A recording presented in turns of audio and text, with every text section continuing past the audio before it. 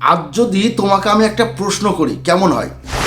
ধরো আজ তুমি সারাদিন কাজ করছো, কিন্তু তোমার টাকাটা কি কাজ করছে? নাকি তুমি শুধু খাচ্ছো আর তোমার টাকাটা চুপচাপ ঘুমোচ্ছে বসে বসে? ওয়ারেন বাফেট একদিন বলেছিলেন, যদি তুমি ঘুমের মধ্যে টাকা বানানোর রাস্তা না খুঁজে পাও, তাহলে সারা জীবন কাজ করেই যেতে হবে। এই একটা লাইনের ভিতর মধ্যবিত্ত জীবনের পুরো ভবিষ্যৎ লুকিয়ে আছে। আজ আমি তোমাকে বলবো ধনী হওয়ার সেই ফর্মুলা, যেটা ওয়ারেন বাফেট জানতেন এবং তিনি আমাদেরকে সেটা লিপিবদ্ধ করে রেখে গেছেন। কিন্তু দুঃখের বিষয়, আমাদের স্কুল কলেজে কিন্তু সেটা শেখানোই হয় না।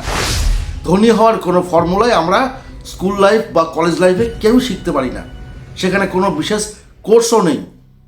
এই ভিডিওটা শেষ না করলে তুমি কখনোই বুঝবে না, কেউ সারা জীবন খেটে গরিবই থেকে যায় আর কেউ চুপচাপ ধনী হয়ে যায়।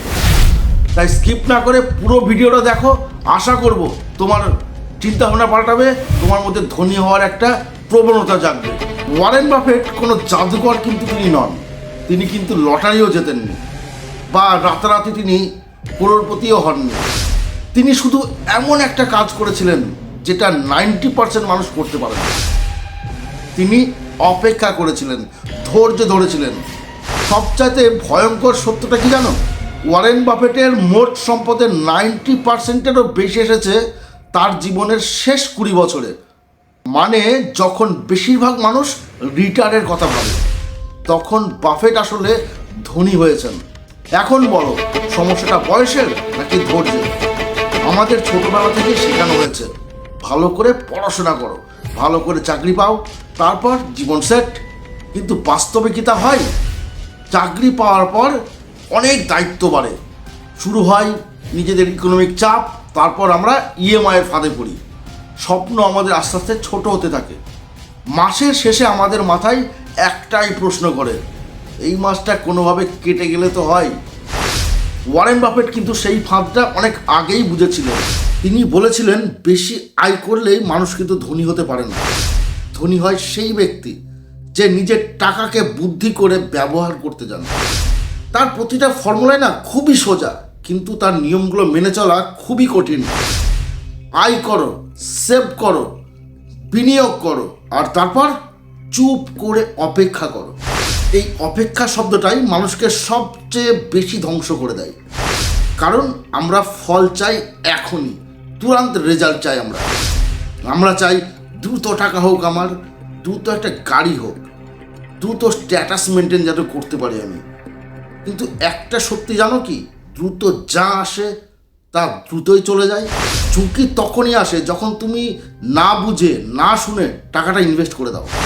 কখনো ট্রেন্ডের পিছনে ছোটেননি, অদ্ভুত একটা ব্যাপার, তিনি কখনো ট্রেন্ডের পিছনে ছোটেন না।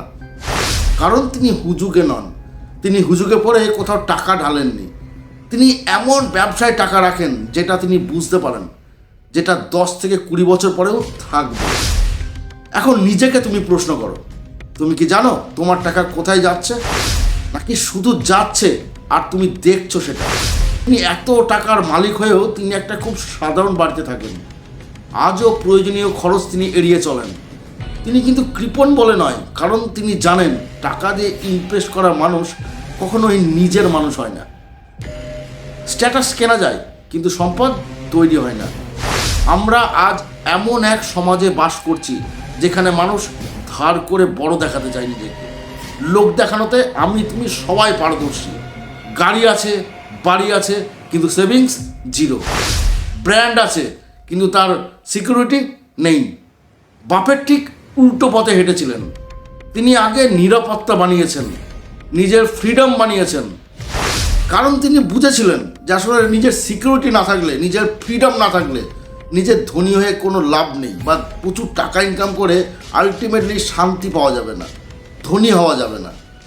তাই নিজের ওপর যত পারো তত বেশি বিনিয়োগ করো। নিজের স্কিলের উপর বিনিয়োগ করো, জ্ঞানের উপর করো, অভ্যাসের উপর করো, যেটা কেউ কেড়ে নিতে পারবে না তোমার কাছ থেকে। চাকরি চলে যেতে পারে, ব্যবসা ভেঙে যেতে পারে, কিন্তু মাথার ভেতরের সম্পদ কেউ কখনোই তোমার কাছ থেকে ছিনিয়ে নিতে পারবে না, যেটা শুধু তোমার। আর আজ যদি তুমি ভাবো আরেকটু হলে শুরু করব, এই পরের মাস থেকে শুরু করব, দেখব যদি সময় পাই। তাহলে দুঃখিত, এই ভিডিওটা তোমার জন্য নয়। কারণ ধনী হওয়ার সবচাইতে বড় শত্রু সময় নয়, অজুহাত। তুমি যে কাজই করতে যাও, যদি সেই কাজে বাহানা খোঁজো, যদি মনে করো যে আজ ভালো লাগছে না কালকে করব, এইটা আমাদের ম্যাক্সিমাম করে থাকি আমরা। কুড়েমি যেটাকে বলা হয়, এই কুড়েমিটা যদি তোমার মধ্যে একবার ঢুকে যায়, তাহলে তুমি জীবনে মানুষই হতে পারবে না। ওয়ারেন বাফেট আজকে বিরাট ধনী, কারণ তিনি আজ শুরু করেছিলেন। তুমিও বিরাট ধনী হতে পারে যদি তুমি আজকেই শুরু করো। হয়তো কালও ধনী হবে না তুমি যদি আজ না শুরু করো। 10 বছর পরেও এই একই জায়গায় দাঁড়িয়ে থাকবে যদি মনে করো দেখা যাবে পরে করব। শেষে একটাই কথা বলবো, ধনী হওয়া কোনো স্বপ্ন নয়, এটা একটা সিম্পল সিদ্ধান্ত। এখন প্রশ্ন একটাই, তুমি কি সেই সিদ্ধান্তটা আজই নেবে? যদি নাও, এই ভিডিওটা এখানেই শেষ না। এই ভিডিওটা তোমার জীবনের শুরু হতে পারে, এবং এই ভিডিওটা দেখার পর তুমি নিজের মধ্যে যত নেগেটিভিটি আছে, যত অজুহাত আছে, যত তোমার মধ্যে না ব্যঞ্জক শব্দগুলো রয়েছে, যে কুড়েমেগুলো তোমার মধ্যে রয়েছে, আজকে থেকেই তুমি নিজের মধ্যে থেকে সেগুলো বের করে ফেলো। চেষ্টা করো আগামীতে যেন তুমি নিজেকে মোটিভেট করতে পারো, নিজের মধ্যে থেকে নিজের পজিটিভ গুণগুলোকে বার করে নিয়ে আসো। কারণ তুমি নিজে না চাইলে কখনোই কোনো মোটিভেশন চ্যানেল, কোনো বই, কোনো ব্যক্তি তোমাকে আলো দেখাতে পারবে না। তুমি দেখলেই আমরা প্রথমেই ভাবি কাশ যদি ওরকম হতাম। কিন্তু একটা জিনিস ভাবো, ধনী হতে গিয়ে তারা কত কি স্যাক্রিফাইস করেছে, সেই হিসাবটা কি তুমি রেখেছো? কেউ রাখি না আমরা শুধু ফ্রন্টে দেখি যে কি হচ্ছে, তার ব্যাকগ্রাউন্ডে কি আছে, বা তার ব্যাকগ্রাউন্ডে কি ঘটেছে, কি ঘটছে এখন, তার দিকে চোখ রাখি না। আমরা শুধু ফ্ল্যাশ লাইটে দেখি সেই মানুষটা দামি গাড়ি চড়ে যাচ্ছে, 10টা সিকিউরিটি গার্ড, তার ব্যাংক ব্যালেন্স $1 মিলিয়ন, কিন্তু সেটা হলো কি করে? সেই প্রশ্নটা যদি নিজেকে করো, তাহলে নিজের মধ্যে যে দোষ ত্রুটিগুলো আছে আজকেই সেগুলো তুমি বের করে ফেলবে। এবং কমেন্ট বক্সে অবশ্যই জানাতে ভুলবে না কোন সিদ্ধান্তকে তুমি নিচ্ছ নিজের জীবনের জন্য। ভালো লাগলে ভিডিওটা লাইক, কমেন্ট, শেয়ার করার অনুরোধ রইল, এবং চ্যানেলটা সাবস্ক্রাইব করে অবশ্যই পাশে থাকবেন।